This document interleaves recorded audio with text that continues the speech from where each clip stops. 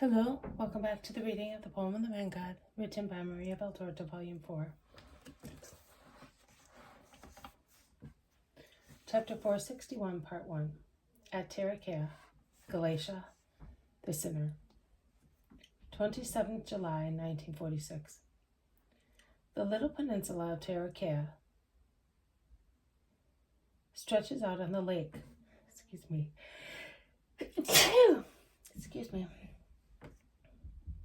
Forming a deep creek southwestwards, so that it is correct to say that, rather than a peninsula, it is an isthmus, almost completely surrounded by water, only a small strip being joined to the mainland. At least it was so in Jesus' days, in which I see it. I do not know whether later, in the course of 20 centuries, sand and pebbles carried by a little torrent, which flows just into the southwestern inlet, may have altered the aspect of the place, silting up the little bay and widening the strip of land of the isthmus. The bay is calm, clear blue with jade streaks, where it reflects the green trees leaning from the coast towards the lake. Many boats undulate gently on the almost calm water. What surprises me is a strange dam, which, with its arches based on the gravel of the shore, forms a kind of promenade, a pier, I would say extending westwards. I do not understand whether it is an ornament, or whether it was built for some useful purpose of which I am unaware. The promenade, or dam, or pier, is covered with a thick layer of earth, in which trees have been planted so thickly that although they are not large ones, they form a green gallery above the road. Many people wander idly under the rustling gallery, which is pleasantly cooled by the breeze, the water, and the leafy branches. One can clearly see the mouth of the Jordan and the water of the lake flowing into the riverbed, forming whirlpools and obstructions near the piers of a bridge, which I would say is a Roman one, judging by its architecture, with robust pillars placed like breakwaters, against the corners of which the current breaks up with the pearly play of light of the spray in the sunshine, while the water forces its way into the deeply embanked gorge of the river, after having so much space in the lake. Almost at the end of the bridge, on the opposite shore, is a little white town spread out in the green fertile country, and farther up to the north, on the eastern coast of the lake, is the village preceding Hippo, and woods high above the cliff, beyond which is Gamala, clearly visible on top of the hill. Jesus, with a train of people who have followed him from Emmaus, and who have increased in numbers with those already waiting for him at Tarichea, among whom is Joanna, who came by boat, directs his steps towards the dam planted with trees. And he stops in the middle of it, with the lake on his right-hand side and the shore on his left. Those who can find room on the shady road stop there. Otherwise they go down to the shore, which is still somewhat damp after the high tide of the previous night, or for other reasons, and is partly shaded by the leafy branches of the trees on the dam.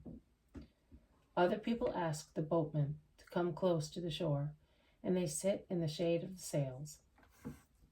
Jesus raises his hand, indicating that he wants to speak, and everybody becomes silent.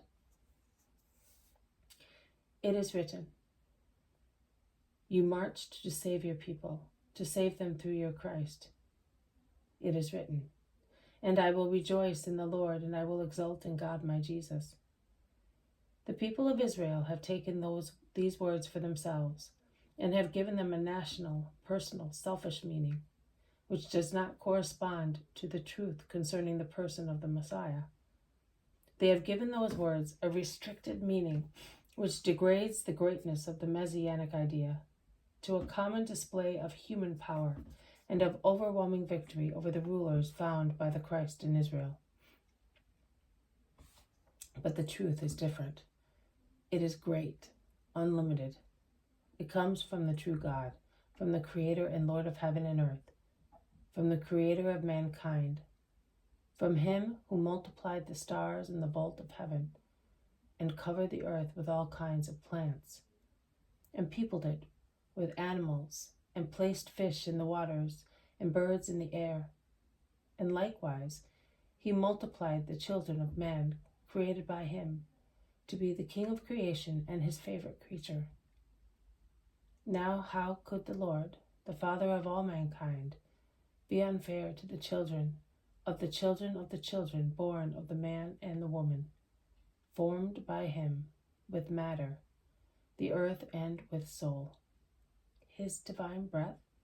How could he treat these differently from those, as if they did not come from one only source, as if other branches had been created by some other supernatural antagonist, not by him, and were consequently strangers, illegitimate, contemptible?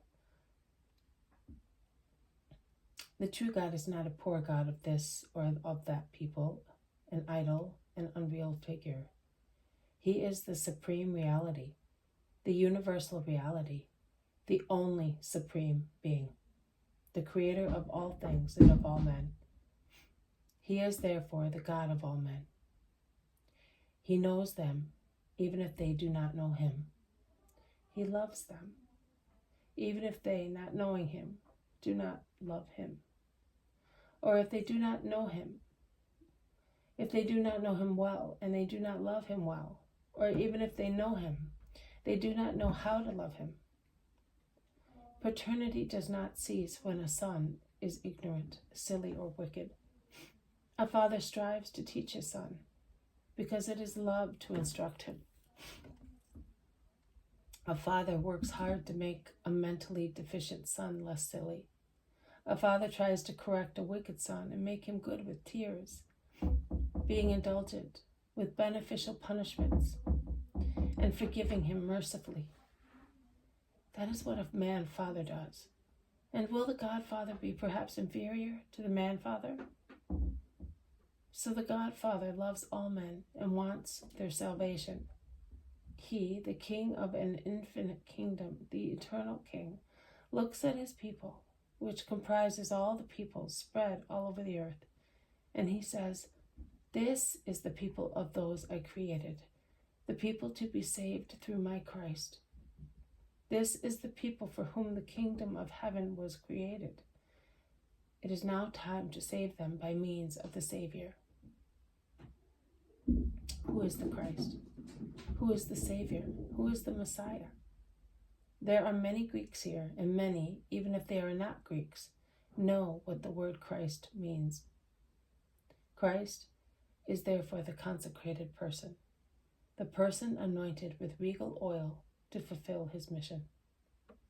Consecrated to what? Perhaps to the fleeting glory of a throne? Perhaps to the greater glory of priesthood? No, he is consecrated to gather under one only scepter, into one only people, in one only doctrine, all men, so that they may be brothers to one another, and children of one only Father. Children